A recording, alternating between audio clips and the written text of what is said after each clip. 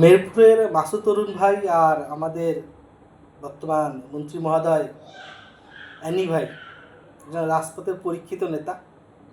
দুজনের মধ্যে একটা দেখলাম অ্যানি ভাই অরুণ ভাইকে একটা ধাক্কা দিয়েছেন, এরকম একটা ভিডিও যোগাযোগ মাধ্যম ফেসবুকে ঘুরে বেড়াচ্ছে।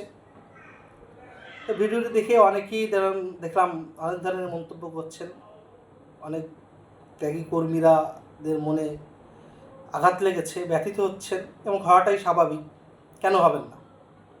কারণ অরুণ ভাই তো দীর্ঘদিনের রাজপথের একজন নেতা। এই ধরনের ঘটনা আমাদের কারোই কাম্য না, আমরা কেউ দেখতেও চাই না এই ধরনের ঘটনা। কিন্তু আমি বিশ্বাস করি অ্যানি ভাই এই ধরনের ঘটনা ইচ্ছাকৃতভাবে করেনি। পরিবেশ পরিস্থিতি এইরকম হয়ে গেছে যে উনি করে ফেলাইছে।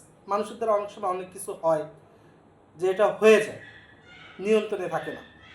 অ্যানি ভাইয়ের কাছ থেকেও এটা হয়েছে, কারণ অ্যানি ভাইও কিন্তু রাজপথের একজন পরীক্ষিত নেতা এবং তিনি রাজপথ থেকেই উঠে এসেছেন। তিনি কোনো সুসময়ের পাখি নন। সুতরাং তার কাছ থেকেও আমাদের এই ধরনের ঘটনাগুলো কাম্য না। সুতরাং তাকে সহ বিএনপি সকল নেতাকে বলবো, আপনাদের আচার আচরণ, আপনাদের ব্যবহার আপনারা সংযত করুন, আপনারা আপনাদেরকে নিয়ন্ত্রণে রাখুন, একটু ধৈর্য ধরুন। সত্যি কথা বলতে কি, জাতীয় নির্বাচনের পর থেকে এখন পর্যন্ত সারা বাংলাদেশের বিএনপির যে সকল ত্যাগী কর্মী রয়েছে, যারা রাজপথে সংগ্রাম করেছেন, যারা আন্দোলন করেছেন, যারা নির্যাতনের শিকার হয়েছেন, অধিকাংশ বা বৃহৎ গোষ্ঠী বিএনপির উপরে সন্তুষ্ট না। বিএনপির আচার আচরণ, তাদের কথা বলার মন্ত্রী মহোদয় থেকে শুরু করে স্থানীয় পর্যায়ে যারা দায়িত্ববান রয়েছেন, তাদের আলাপ ব্যবহারে সন্তুষ্ট না বা সন্তুষ্ট হতে পারছে না। এর কয়েকটি কারণ আছে।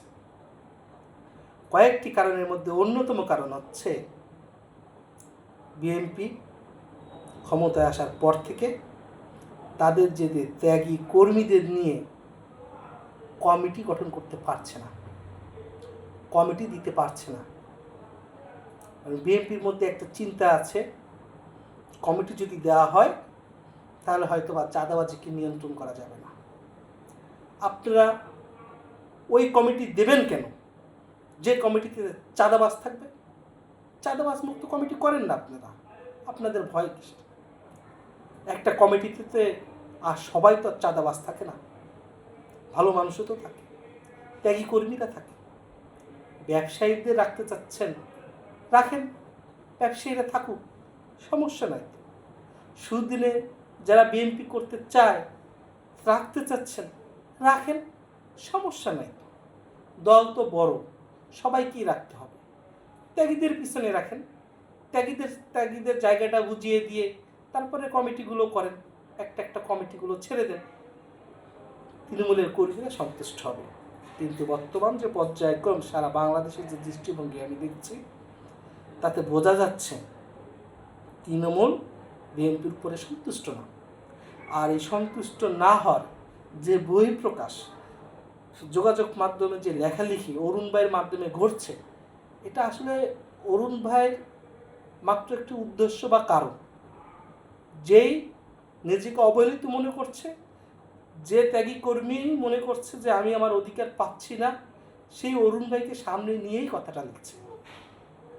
সুতরাং বলবো, আমি একজন সাধারণ কর্মী হিসাবে, দল তো আমরা সবাই ভালোবাসি, দলের মতো আরও বেশি সুসংগঠিত হোক, আরও বেশি এগিয়ে চলুক এবং দলের ত্যাগী কর্মীরা দলকে ক্ষমতায় নিয়ে এসেছে। দলের ত্যাগী কর্মীরা দলের আজকে সুদিন নিয়ে এসেছে, যেমন দলও দলের সুদিনের যে উপযুক্ত সম্মান, যে মর্যাদা, সেটা দলের ত্যাগী কর্মীদের কাছে দল জানি নিজ দায়িত্বে পৌঁছে দেয়। এটাই আমাদের একান্ত কাম্য বলে আমি মনে করি। ধন্যবাদ।